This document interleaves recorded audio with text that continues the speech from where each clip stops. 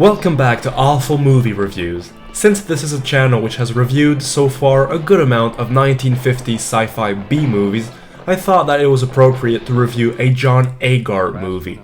Now, for those that aren't familiar with the genre, Agar starred in many science fiction films during the 1950s, most notably Tarantula and Revenge of the Creature, both released in 1955. But today, we're looking at The Mole People, which definitely is one of the lower grade movies that he's starred in. Agar plays a brilliant archaeologist. You ever hear of anyone smoking dried mushrooms? What? Yeah. Skip it.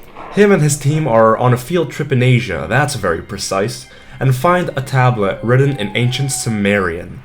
Sure. First part reads, I, Sharu, king of kings, son of Sharuad. Breaks off there.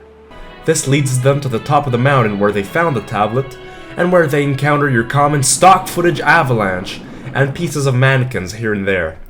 But that's not all. They also later find an ancient Sumerian ruin.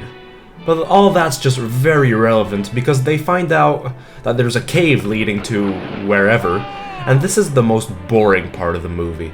Because we get 5 to 10 minutes of boring and silent cave expedition footage, with a shot of each character's ass. Ugh!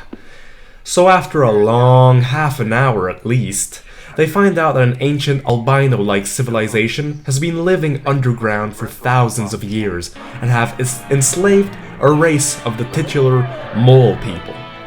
Now, the first aspect that bothered me a little bit with this movie is that the titular Mole People seem to be secondary actually, with most of its focus going into the albino people. One of the special talents that this movie has is that it manages to raise more questions than answers. We don't get a single explanation as to what the Mole People really are, neither do we get anything about their story. And as for the underground civilization's story, it's vague and isn't that much better, honestly. That's how the Sharu dynasty ended. They ran away from a flood right into an earthquake. The children of Noah survived. The children of Ishtar died. There's going to be some history rewritten when we get out of here. Is that it? Well, that's some pretty fine history right there, explaining a current phenomenon basing yourself off of an ancient mythological figure. Also, it's a civilization which has remained untouched for thousands of years, and they just happen to speak English with an American accent. He speaks our tongue. We come from a world where your tongue can be studied on ancient tablets. That does not look anything like English to me, but at this point, nothing really surprises me anymore. Another plot hole that the screenwriters didn't really think through is that the underground Sumerians are extremely sensitive to light in general, which is why a flashlight repels them. Look at him. No pigmentation. Without sun or ultraviolet rays, they turn into albinos. But look at where they're living. It's a brightly lit environment. But they aren't all burning up like that, are they? The movie bends itself to the convenience of the script, I guess. One thing that I will give the movie credit for are the Mole People design. Keeping in mind that this is a low-budget movie, the design is not too bad, even though they are obviously actors wearing costumes. So at the end, the Mole People rebel against their enslavers in what is one of the lamest fight scenes in history. It lasts 3 minutes. Those are some pretty weak soldiers, honestly, even though they are the ones that are armed. And of course, our two characters make their escape, with the beautiful girl as well, with whom Agar's character has a fondness for. But then, although we weren't expecting it at all, this happens.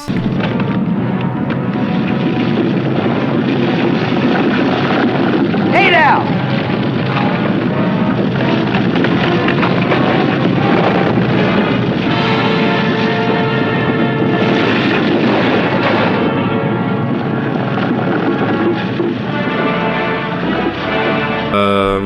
What just happened there? Did she just decide to kill herself? Was it because Agar's character was just so annoying and know-it-all that she'd rather commit suicide than stick with him? Well, that's a tough one to swallow. So yes, this movie isn't just slow, it's a movie which cannot be bothered to go deeper into explanations as to what we're seeing here, which leaves us asking questions at the end. Maybe a better film title would have been The Mystery of the Albino Sumerians. What really kills me is that there's this guy at the very beginning of the movie explaining us the concept of the hollow earth theory, and how it could be tied to the story that we're about to witness. So it starts out all scientific and all, when it really doesn't have to, and then when we would want an explanation, none is given. This movie is mocking us. So bottom line, this is a by-the-numbers sci-fi B-movie, with certainly the genre's logic backing it up.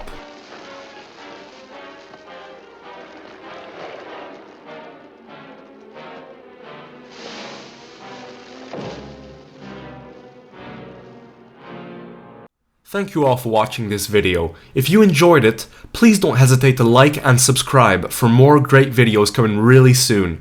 And is there a science fiction movie or even a John Agar movie that you would like me to review? Leave a comment down below.